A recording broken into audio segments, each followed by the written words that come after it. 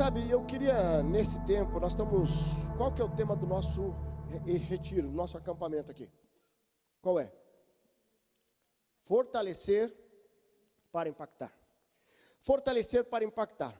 E quando eu penso no fortalecimento para impactar, naquilo que gera força, todos nós temos uma força dada pelo Senhor, e que normalmente nós não temos ideia da força que nós temos.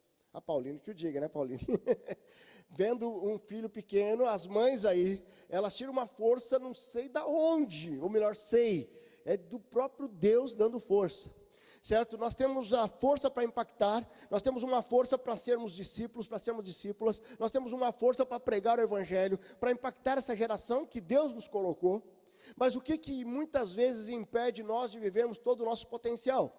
Deus coloca em todos nós um grande potencial. Mas o que normalmente impede nós de vivermos o nosso potencial pleno, ou a vida abundante que está lá em João 10:10, quando nós vamos lá, diz que o ladrão veio para matar, roubar e destruir, embora não está falando no contexto ali de Satanás, mas ele está trazendo sim, e pode perfeitamente ser aplicado a Satanás, mas ele diz na sequência, mas eu vim para que tenham vida, e vida em abundância. E o que nos impede de viver uma vida abundante? E quando eu estava pensando nesse fortalecer, como é que nós podemos ser fortalecidos para impactar? O que precisa acontecer primeiro? Nós precisamos, não adianta eu querer impactar aqui fora, sem antes me fortalecer aqui dentro. Sem antes eu estar fortalecido internamente. E o que eu quero trabalhar na noite de hoje, para abrir esse retiro, nós temos outras palavras, uma amanhã de manhã, amanhã à noite, mas eu queria iniciar hoje, levando a cada um de vocês a olhar para dentro. A olhar o que precisa ser fortalecido aqui dentro. O que precisa ser impactado primeiro aqui dentro, para que eu possa tirar todas as arestas, tudo aquilo que tem impedido você de impactar para fora. E esse é um momento que muitas pessoas, quando fala de olhar para dentro, tá? E não tem nada a ver com quem saiu agora aqui, mas muitas vezes pessoas começam a ficar incomodadas, começam a sair, vão lá tomar água. Já viu isso acontecer? Sabe aquele negócio, tem algo assim que, uma vez chegou uma irmã na nossa igreja, chegou com o marido lá, falou assim, olha, pastor, fala para ele aqui que eu não disse nada da minha vida para o senhor, porque o senhor pregou lá, parece que era para ele falou que era para ele. Não era. Na verdade, o que nós precisamos entender é que todas as vezes que nós vamos olhar para dentro, é um pouco desconfortável. Por quê?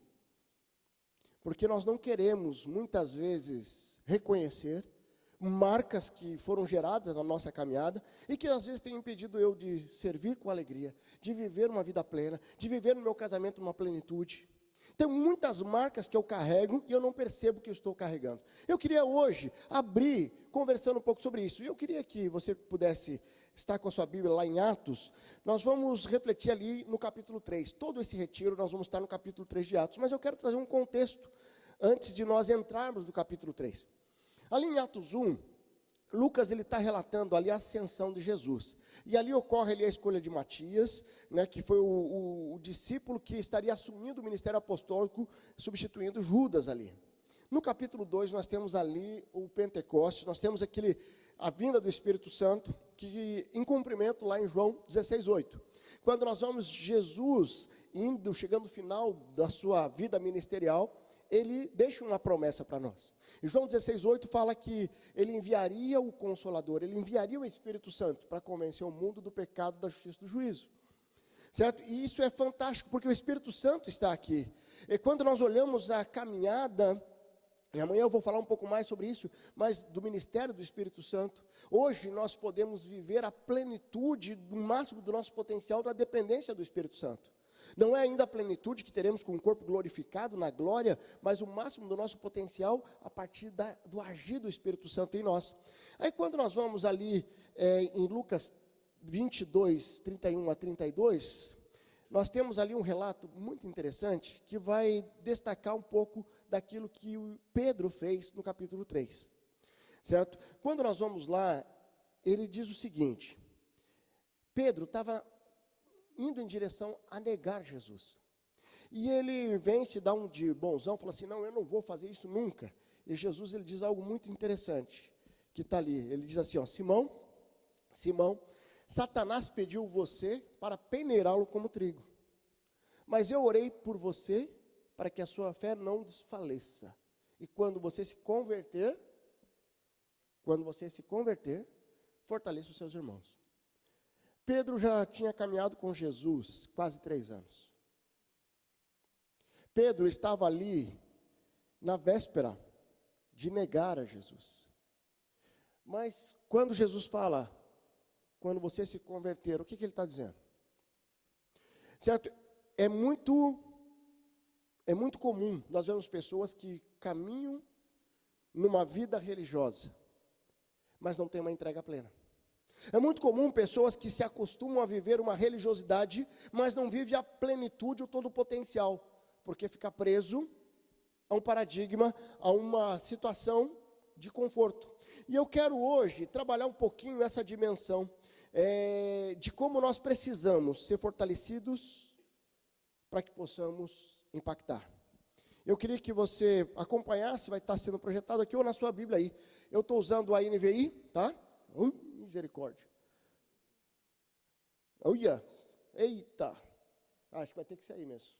Pode ser? Volta lá atrás, lá do texto, lá em Atos 3. Isso, um pouquinho para frente. Beleza, Atos, aqui não vai funcionar não. Ele diz o seguinte ali. Deixa eu tirar meu óculos para ler aqui, eu vou ler na Bíblia. Aqui, esse negócio do digital aí vai cair, não tem problema não.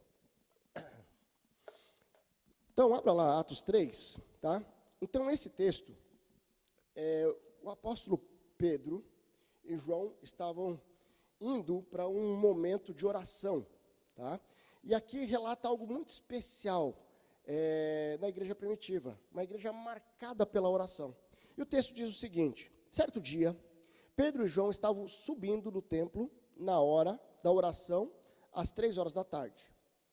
Estava sendo levado para a porta do templo, chamado Formosa, um aleijado de nascença, que ali era colocado todos os dias para pedir esmolas aos que entravam no templo. Vendo que Pedro e João iam entrar no pátio do templo, pediram esmola. Pedro e João olharam bem para ele, e então Pedro disse: olhe para nós. O homem olhou para eles com atenção, esperando receber deles alguma coisa. Disse Pedro: não tenho prata nem ouro, mas o que eu tenho, isso lhe dou. Em nome de Jesus Cristo, o Nazareno, ande. Segurando pela mão direita, ajudou-o a levantar-se. Imediatamente os pés e os tornozelos do homem ficaram firmes. E deu um salto, pôs-se em pé e começou a andar. Depois entrou com eles no pátio do templo, andando, saltando e louvando a Deus. Quando todo o povo viu andando, louvando a Deus, reconheceu que ele era o homem que costumava mendigar, sentado à porta do templo, chamado Formosa. Todos ficaram perplexos e muito admirados com o que tinha acontecido. Versículo 11. Apegando-se ao mendigo, a Pedro e João, todo o povo ficou maravilhado e correu até eles, ao lugar chamado Pórtico de Salomão. Queridos, esse texto é muito especial. Ele está trazendo aqui um aleijado que foi curado, tá? Mas quais as dimensões da cura que ele experimentou ali? Ele experimentou a cura física. Então, fisicamente, ele foi curado. Então, nós vemos ali que ele estava aleijado desde nascença. Na sua nascença, ele voltou a andar. Ele saltou, ele saltitou, ele entrou no templo adorando ao Senhor. Mas, além da cura física, ele também foi curado emocionalmente. Então, ele não poderia, pela lei de Moisés, ele não poderia entrar no templo. Então, quando nós vamos lá para Levítico 21, não teria como entrar no templo quem tivesse alguma deficiência. E era uma lei do Antigo Testamento, uma lei mosaica. Certo? E ele também foi curado espiritualmente, porque depois ele seguiu os discípulos, os apóstolos, e ele seguiu adorando a Deus. Ele foi curado espiritualmente. Então, nós temos 3 dimensões da cura que esse aleijado experimentou. E eu quero trabalhar um pouquinho, aprofundando esses conceitos dessa cura que ocorreu.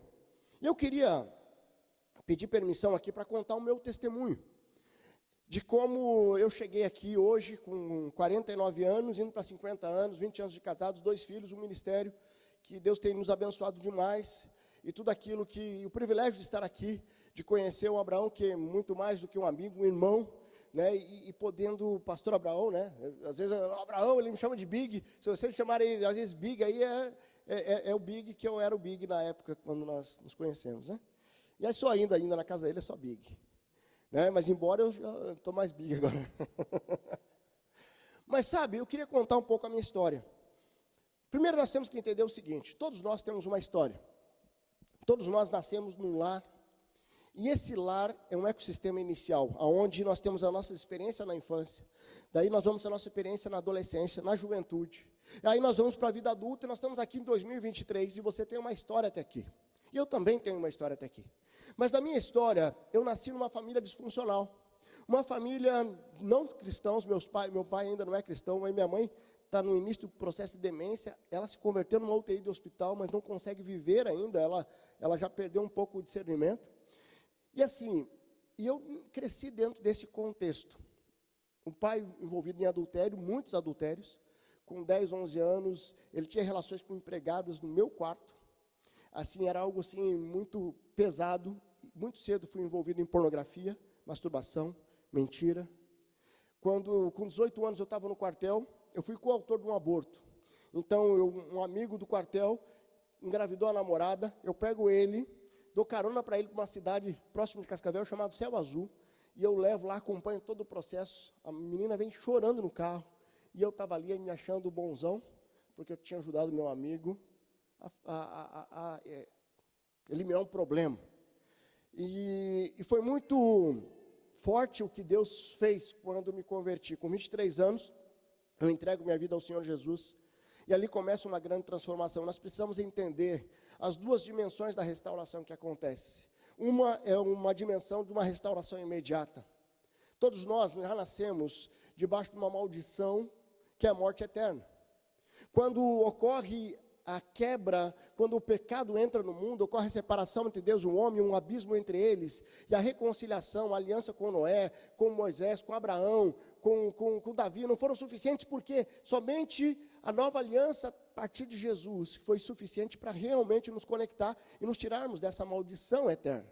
Então nós somos livres das consequências eternas do pecado. Só que a nossa história permanece conosco. E o que eu tenho que fazer quando eu reconheço Jesus como Senhor e Salvador e eu tenho uma história de marcas?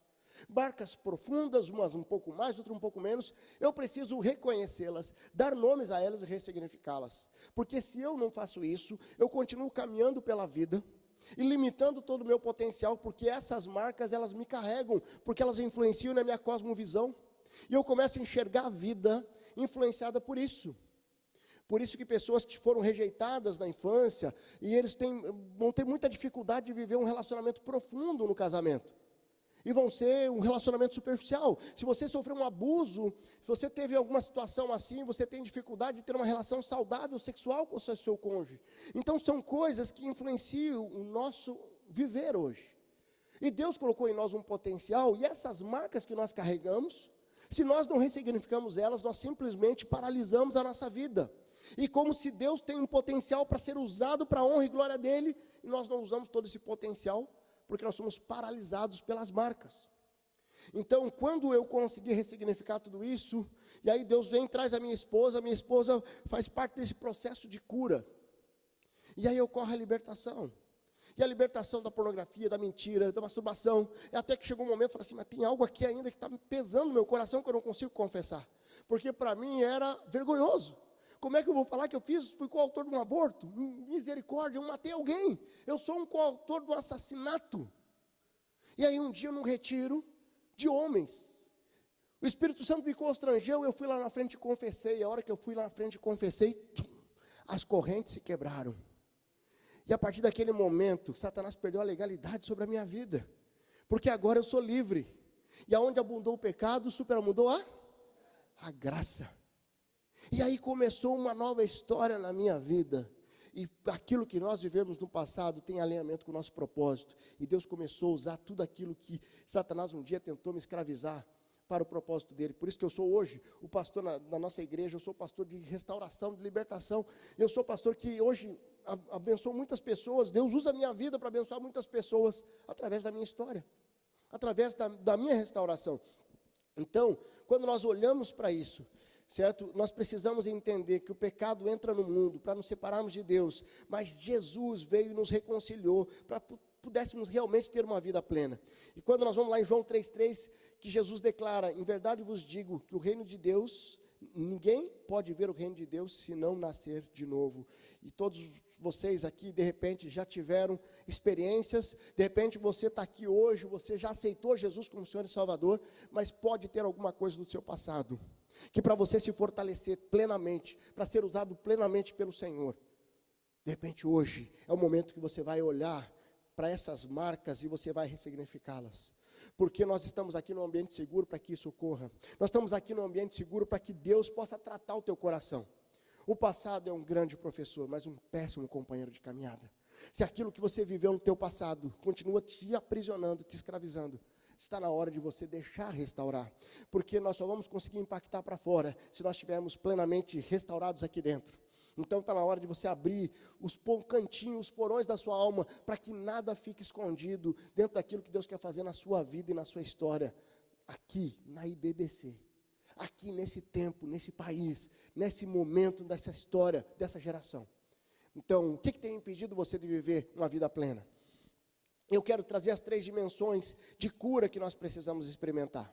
E a primeira dimensão da cura, eu coloco ali, fortalecendo pela cura física. Certo? Nós olhando lá em Atos 3:6, ele diz lá, não tenho prata nem ouro, mas o que eu tenho, isto lhe dou. Em nome de Jesus, o Nazareno, ande. Certo? O relato da cura física, ele era um aleijado de nascença, e ele nos traz muitos ensinamentos, porque a cura física, a enfermidade faz parte da nossa caminhada. Não tem como você caminhar pela vida sem ter enfermidades. Certo? As enfermidades, elas vão, que nem eu falo para a Angélica, assim, eu quero ver quem vai trocar a fralda um do outro primeiro. Porque se eu desejo envelhecer com ela, em algum momento isso pode acontecer. Né? Mas sabe, tem enfermidades que ocorrem no meio da caminhada, tem enfermidades que ocorrem, de repente, de uma forma degenerativa, tudo isso faz parte da nossa natureza pecaminosa. E se nós olharmos somente para essa dimensão da cura física aqui, e que Deus tem curado, Deus tem operado milagres de cura no nosso meio, e é muito especial isso. Mas eu preciso olhar para essa enfermidade, eu preciso olhar para aquilo que Deus quer curar na minha vida, e de repente me perguntar, como é que essa enfermidade pode trazer glória para Deus? Ou como é que o milagre e a cura dessa enfermidade pode trazer glória para Deus? Né? No mundo tereis aflições, mas tende bom ânimo. E quando nós olhamos para a dimensão da cura, e a cura imediata, fisicamente Deus pode curar imediatamente. Certo? Nós temos lá na nossa igreja uma irmã que ela sofria anos com fibromialgia. Em um dos cultos, o missionário estava pregando lá e ele fez uma oração de cura e ela foi curada imediatamente. Ela não conseguia ajoelhar e ela se levantou ali e saiu pulando. Uma cura imediata, como nós já vimos tantas vezes acontecer. Certo? Mas aí nós temos, por exemplo, uma Josi, que ela teve um câncer. E ela teve um câncer, ela passou por um tratamento, a medicina veio, foi usada, ela fez quimioterapia, fez tudo e tal, e foi curada. O médico falou assim, você está curada, mas foi curada através da medicina. Aí nós temos a Damares, uma mulher de Deus, de oração, mulher tremenda, certo? E ela pegou um câncer também, fez todo o tratamento e Deus não curou nessa dimensão. Ela foi curada na glória. E ela está curada hoje. Porque quando nós olhamos somente nessa dimensão, nós vemos de uma forma muito limitada quem nós somos. Qual o propósito que nós temos nesse mundo. Mas sabe, a Josi, que é essa que foi curada pela medicina, ela falou assim, eu decido viver com propósito. Esse câncer não vai ser desperdiçado. E foi muito interessante que me marcou muito algumas situações dela, que encontrei ela no final do ano, ela carequinha. E ela me encontrou no mercado, pastor, não sabe o que aconteceu, eu estava lá fazendo quimioterapia, e aí eu falei de Jesus para a mulher, e não sei o quê, e a mulher fez isso, fez aquilo, e ela, sabe, animada. Ela mudou a minha percepção do que é um câncer, do que é uma quimioterapia, o que é radioterapia e tudo isso. Porque existe um propósito. Ela agregou um propósito à enfermidade. Quando nós agregamos um propósito à enfermidade, isso muda completamente como nós vemos essa enfermidade. Eu vi a história de um menino que ele perdeu um braço. E ele ficou sem um braço. E ele lutava judô. E o treinador foi lá e treinou ele. E treinava só um golpe. Todos os outros treinando, porque a dificuldade dele é só um golpe. Ele só conseguia fazer um golpe. E aí ele pegou, foi para um campeonato. E ele foi ganhando e foi campeão. Com um golpe somente. Mas como? Aí foram falar lá. Não, é que o golpe que ele dava era o único golpe que para o oponente não ser derrubado é se ele segurasse no outro braço. Sabe, nós precisamos entender que existe um propósito que Deus pode usar aquilo que nós, sabe, o que nós vivemos. Recomeçar uma nova história a partir de uma enfermidade não é sobreviver e ser curado, mas sim aproximar-se de Deus e ressignificar o propósito da sua condição física. Eu coloquei a foto da Nath, aqui ela está toda maquiada. A Nath tem 15 anos, certo? A última vez que ela ficou no hospital, ela ficou 11 meses no hospital. Ela tem fibrose cística, deve estar aqui embaixo. Sabe, ela decidiu ressignificar. Olha quantos seguidores ela tem, 105 mil seguidores. E ela começa a postar vídeo de tudo que é jeito. E ela começou, sabe, ela não consegue sair de casa, porque ela tem bolsa eu não sei como é que são os nomes lá, mas é uns negócios meio doidos. Mas assim, você vai lá, ela se alegrando, ela falando de Jesus, ela foi batizada, certo? E ela fala assim, e ela posta ali, trazendo ânimo para quem sofre com doenças degenerativas. Tem doenças que, pelo contexto da medicina, está fadado a não ser curada. Mas sabe, a Nath, ela tem impactado quem está ao redor dela. O pai dela, a mãe dela tem sido impactado, o irmão dela tem sido impactado. Eu fui impactado de ver o ânimo dela. Certo? Porque temos enfermidades, muitas vezes é inevitável. Mas nós reagirmos de uma forma diferente. Isso depende de nós. Viktor Frankl, ele fala assim, quando eu não consigo mudar uma situação, eu sou desafiado a mudar a mim mesmo. E esse é o grande desafio. Certo? E quando eu penso nessa dimensão da cura física, certo? Lá em Tiago 5 diz lá, entre vocês alguém que está doente, que ele mande chamar os presbíteros da igreja, para que estes orem sobre ele, unja com óleo em nome do Senhor. A oração feita com fé curará os doentes, o Senhor o levantará. Como é que Deus pode usar a sua enfermidade? Como é que Deus pode usar esse sofrimento que você está vivendo? Como é que Deus pode usar as marcas que você está trazendo, as cicatrizes que você está carregando? Quando eu consigo ministrar muito na área de libertação, de restauração, por quê? Porque eu tenho meu testemunho, e isso me dá mais autoridade. Se você tivesse que atravessar um oceano com uma carga muito preciosa, você ia confiar em quem tem um PhD, pós-doutorado como é que fala? É pilotar? Não é pilotar avião, né? Navegar, né? Você confiaria em alguém que tem um currículo enorme navegando ou alguém que tem só terceira série primária, mas já atravessou aquele oceano 300 vezes? Quem você confiaria a sua carga preciosa? É lógico que é quem tem mais experiência. Então, quando você agrega um propósito às suas dores, às suas cicatrizes, Deus vai usar para a honra e glória dEle. Então, olhe para as suas enfermidades, olhe para aquilo que Deus está querendo curar na tua vida, para que você seja usado para curar outros, para ser instrumentos na mão de outros. Mas além da cura física, nós olhando para aquele aleijado ali do livro de Atos, naquela pregação de Pedro, depois no templo, nós vamos falar amanhã sobre a pregação dele, mas naquele momento que ele estava entrando para orar, e aquele aleijado é curado. Além da cura física, ele foi curado emocionalmente. Veja ali, no versículo 8, em um salto pôs-se em pé e começou a andar, depois entrou com eles no pátio do templo, andando, saltando, louvando a Deus.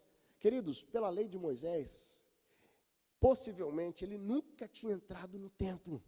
Imagine, ele tinha aproximadamente aqui uns 40 anos, olhando, ele ficava na frente pedindo esmola e não podia entrar. Sabe, é algo assim, eu fico imaginando o sentimento dele. Alguém que possivelmente é rejeitado ali pela família, pelos mais próximos. Possivelmente rejeitado porque ele era uma escória da sociedade. Então, quando nós entendemos que às vezes as nossas marcas geram feridas emocionais, nós precisamos decidir restaurar e ressignificar. A minha amada, meu sogro, o pai dela, era alcoólatra. Ele foi alcoólatra praticamente a vida toda, com exceção dos últimos 2 anos de vida dele. E a Angélica compartilha que algumas vezes o pai estava lá, caído, numa cidade do interior ali do Paraná, chamado Cornélio Procópio, caído nas valetas ali, bêbado. E as amigas falaram assim: não é teu pai lá? Não conheço ele. Era muito difícil. 6 irmãos, a Angélica a única menina e mais nova. E teve uma situação onde a mãe estava com um machado para matar o pai. E as crianças estavam olhando. E ela olhando, falando assim: vai, dá uma machadada. Sabe, havia ali uma ferida emocional tão grande, um sofrimento tão grande, que até que em uma das internações do pai, um médico, não cristão, chegou para eles ali, para ela, para a mãe, para o irmão: sabe o que o pai de vocês precisa? O que ele precisa é de amor, não é de julgamento. Naquele momento é como se Deus tivesse dado um tapa com luva de pelica no rosto dela, porque ela estava orando para Deus mudar o coração do pai, mas ela percebeu que precisava mudar o coração dela. E quando o coração dela foi mudado, e aí ela mudou a oração, e mudou a forma de agir, o pai dela se converte. Nos 2 últimos anos, ela teve o pai herói. Se você perguntar para os meus filhos quem era o vô Geraldo, eles não conheceram assim como eu não conheci, mas pelo olhar da Angélica, nos últimos 2 anos de vida do pai, ela compartilha um pai que foi um super-herói, super amoroso. Sabe, as doenças emocionais, elas impedem nós de vivermos aquilo que Deus nos chamou para viver. Então, de repente, você está aqui hoje, e uma das grandes marcas que Satanás se alimenta é quando você tem, na sua caminhada, uma distorção da sua visão de paternidade. Se a Angélica não tivesse ressignificado, quando ela vai para Jocum, e 3 anos lá em Jocum, no Rio de Janeiro, deixando de ser trabalhado pelo Senhor e Deus restaurando o coração dela, talvez ela não pudesse viver o que ela está vivendo hoje. E porque Deus restaurou a visão de paternidade. E Deus quer restaurar a sua visão de paternidade se alguma coisa aconteceu que distorceu aquilo que você é. Então, muitas pessoas não percebem que manter a influência das marcas negativas do passado pode gerar fortes obstáculos para viver uma vida abundante prometida por Jesus. Doenças emocionais, queridos, muitas vezes você se acostuma com ela. Muitas vezes tem alguém que te machucou lá atrás e você carrega essa dor e essa marca. Tem um líder espiritual que abusou de você, existe abuso espiritual também. Tem situações que aconteceram que você está aí agora sentado na cadeira e falou assim: não quero me envolver porque eu já fui muito machucado lá atrás. Eu quero te dizer que Deus quer restaurar nessa noite a sua vida. Deus quer restaurar a sua história. Se você se acostumou com isso, isso vai ficar hoje aqui, porque Deus quer tratar o teu coração intimamente.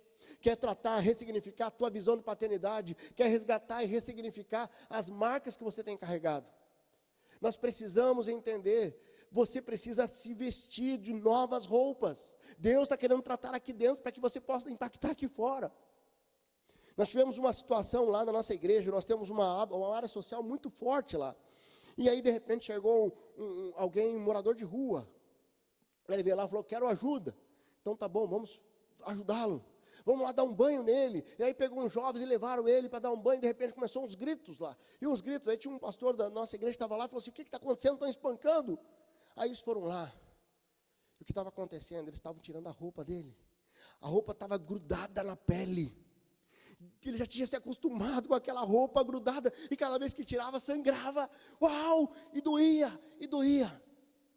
Mas foi necessário essa dor para que ele pudesse experimentar o novo tempo, porque naquelas feridas foram saradas, e ele recebeu roupas novas, e ele foi restaurado, ele foi tirado das drogas, ele trabalhou na igreja, ele alugou uma casa, montou uma casa, casou, e agora ele está em outro emprego, porque ele veio ali para ser serviços gerais ali, e ele já está em outro nível. O que acontece? que aconteceu com esse jovem que precisou passar pela dor para viver o novo de Deus. Talvez você está aqui hoje e você veio para esse retiro e Deus quer tratar as feridas que você carrega, aquilo que está impregnado, que você já se acostumou, mas Deus quer tirar essa roupa velha para colocar roupas novas. O que você tem carregado no teu coração? O que tem impedido você de viver uma vida plena? O que tem impedido você de viver o extraordinário de Deus? As feridas emocionais normalmente estão ligadas a pessoas. Ninguém é ferido emocionalmente por um móvel. Ai, bati o dedinho aqui, agora estou magoado com você, não vou mais. Não acontece. Normalmente as feridas emocionais estão ligadas a pessoas. E o que eu preciso fazer para restaurar a minha vida emocional? Qual a principal estratégia de Deus? É o perdão. Sabe o que acontece? Eu olho a dimensão do perdão em 3 linhas. A primeira delas, a primeira dimensão é a dimensão vertical. O perdão de Deus para a minha vida. Você já se sente perdoado pelo Senhor?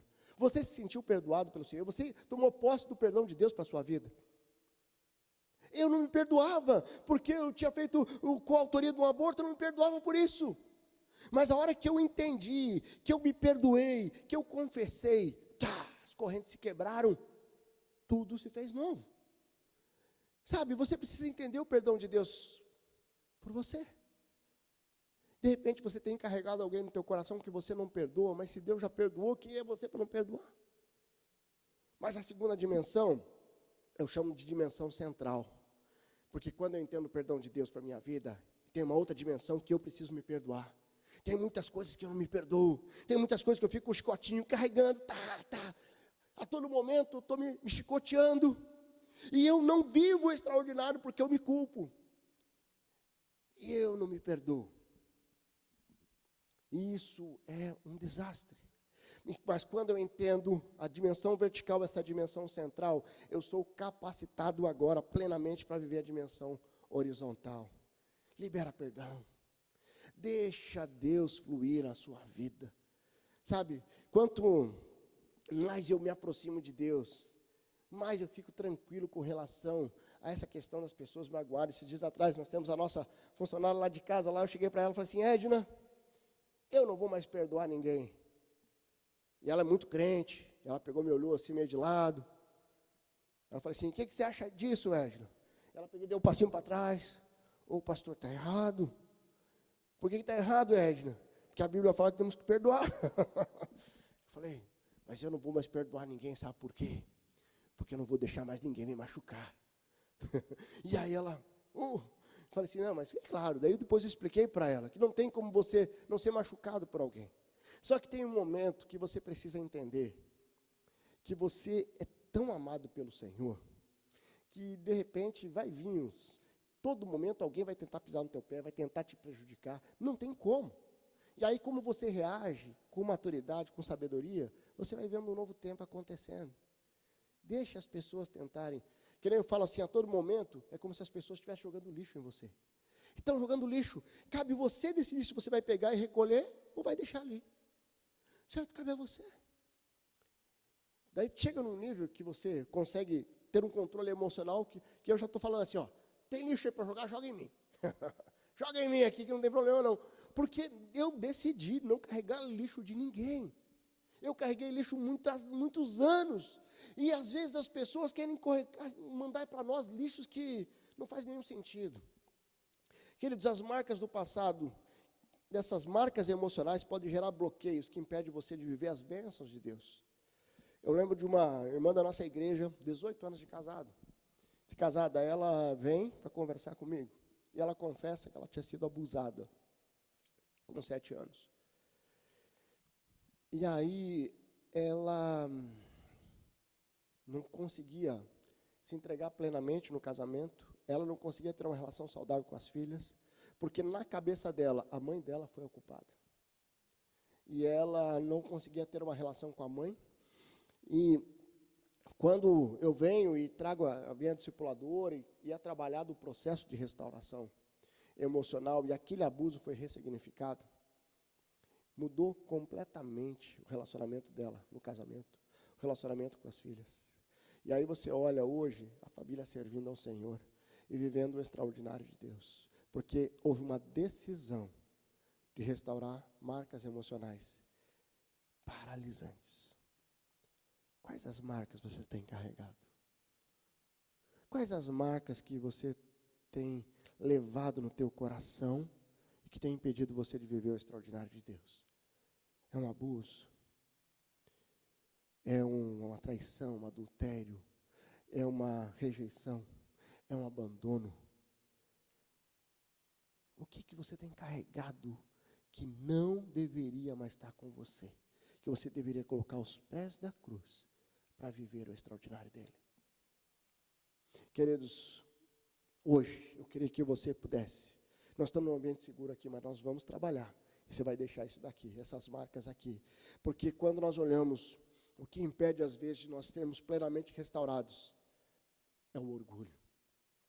Sabe, Satanás, ele caiu pelo orgulho.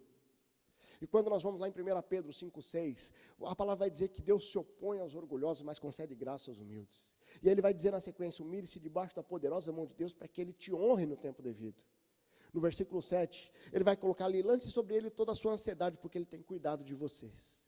Mas no versículo 8, ele diz assim: mas vigie e ore, porque o diabo, o inimigo de vocês, anda ao redor como um leão, procurando a quem possa devorar.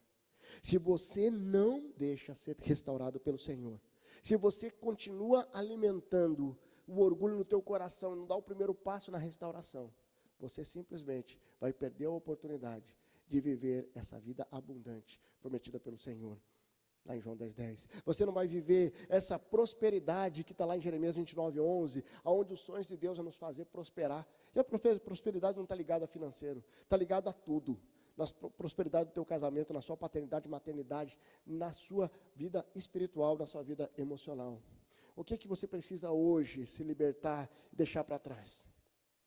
Sabe, mas eu quero finalizar trazendo um terceiro: fortalecendo-se pela cura espiritual.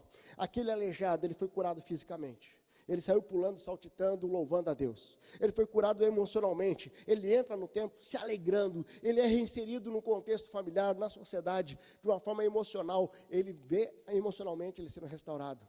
E aí, ele também é restaurado espiritualmente. Porque a partir daquele momento, ele vai e ele segue os apóstolos e ele vai agora adorando a Deus. Ele vai louvando a Deus e houve uma restauração espiritual. Veja ali no versículo 11... apegando-se ao mendigo, a Pedro e João, todo o povo ficou maravilhado e correu até eles, ao lugar chamado Pórtico de Salomão. Apegando-se o mendigo a Pedro e João. Ele foi atrás, não de Pedro e João como pessoas, mas ele foi atrás daquilo que eles carregavam, daquilo que eles tinham entregue. Certo, nós precisamos olhar que a restauração espiritual, ela não é somente quando eu aceito o Senhor Jesus como Senhor e Salvador, mas quando eu decido viver intimamente com o Espírito Santo, com Deus de tal forma que isso comece a transbordar na minha vida um novo tempo, de dar evidência do poder de Deus aonde eu estou, aonde eu vou. Eu preciso estar vivendo uma liberdade espiritual. João 16, ele vai dizer: se Cristo os libertou verdadeiramente, sois livres. Quando entendemos o valor da nossa salvação em Cristo Jesus, não temos como ficar parados. Então, dentre todas as dimensões, essa é a principal, porque essa vai desdobrar nas outras. Se eu sou restaurado espiritualmente, eu posso agora, através do Espírito Santo em mim, ser restaurado emocionalmente. A partir do poder de Deus, eu sou restaurado fisicamente, certo? Então, o que precisa hoje acontecer na sua vida para que você seja restaurado espiritualmente? O que está travando você de transbordar o fruto do Espírito?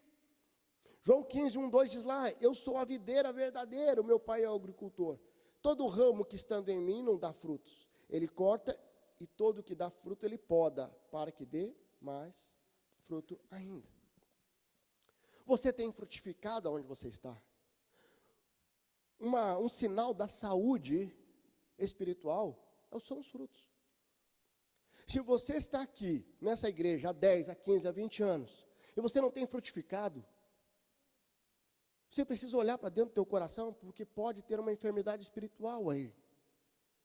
É muito fácil você falar da doença espiritual de quem está lá no centro de Umbanda. É muito fácil. Mas Satanás tem colocado uma apostasia no meio da igreja. E muita gente que está aqui sentadinho no banco, está paralisado espiritualmente, porque Satanás conseguiu neutralizar todo o potencial.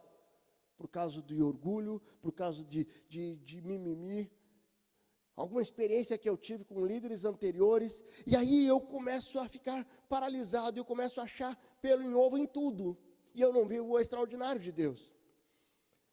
Sabe, quando eu entendo que doenças espirituais podem paralisar, certo? Eu olho para o Senhor e falo, Senhor, vê se há em mim alguma coisa que precisa ser mudada.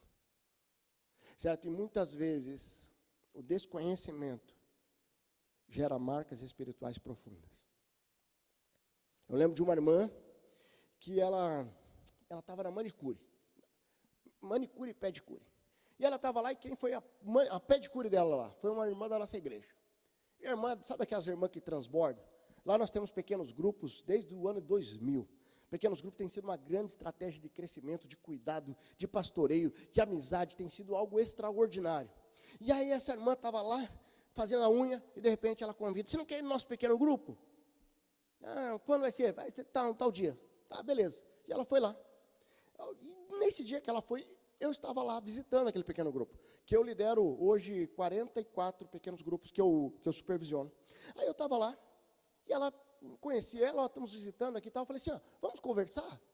Marcar um dia no gabinete? E ela concordou, e ela foi lá no gabinete, e ela conta a história dela. Ela era de uma igreja pentecostal um pouco extremada. Ela com 16 anos começou a namorar. Deu 6 meses, o pai dela era diácono, a mãe diaconisa. O pastor chama ela junto com os pais. Fala assim, olha, está namorando há 6 meses, ou casa, ou desocupa o moço. Não pode mais que isso. Ela pegou, casou. O que deu 4 anos depois? Divórcio. Aí chamaram ela, falaram assim, olha, divórcio imperdoável. Você perdeu sua salvação, pode ir para o mundo, pode sair da igreja, que não tem mais salvação para você. E ela pegou e foi para o mundo. Mas só que ela convertida genuinamente, ela foi para o mundo e não conseguiu ir para o mundão, sabe aquele mundão? Ela foi para o mundo, né? E aí, ela encontra o marido dela lá no mundo, ela casou de novo, ela teve um filho, estava com um bebezinho. Mas eu perdi a salvação, e essa era a fala dela. Desconhecimento. É a hora que eu abro a palavra de Deus. A salvação é pela graça mediante a fé. A hora que eu começo a compartilhar para ela aquilo que Deus estava fazendo, poderia fazer na vida dela. Ela dá um grito de liberdade, ela começa a chorar, que dava para ouvir, naquele andar inteiro da igreja. Ela falou assim, pastor, eu acabei de ser liberta. Ela estava escrava por anos. Por causa, eu não questiono a intenção do coração desses líderes, mas um desconhecimento das verdades eternas pode levar a viver uma prisão espiritual. Um aprisionamento. Então, assim, o que acontece? Ela foi liberta. E ali eu apresentei o plano de salvação para o marido aceitou Jesus, eu discipulei ele, discipulei ela, batizei os dois. Certo? E foi lindo demais o que Deus fez. Hoje estão em outra igreja, porque eles moram no outro lado da cidade, mas ela ficou um tempão vindo, atravessando a cidade. Então, o que acontece? Nós precisamos entender que, independente das marcas que você carrega, você está hoje na IBBC e você carrega as marcas espirituais, eu quero te desafiar a colocar diante do Senhor. A restauração da visão espiritual é essencial para mudar sua cosmovisão de mundo, dos relacionamentos e do seu chamado. Então, tem pessoas muito bem-sucedidas, que emocionalmente, espiritualmente estão arrebentadas. Tem pessoas que, de repente, estão até estruturadas financeiramente, mas começam a maquiar as enfermidades emocionais, espirituais, e eu começo a viver um relativismo. Está na hora de buscar mais profundidade. Quando nós vamos mais profundo,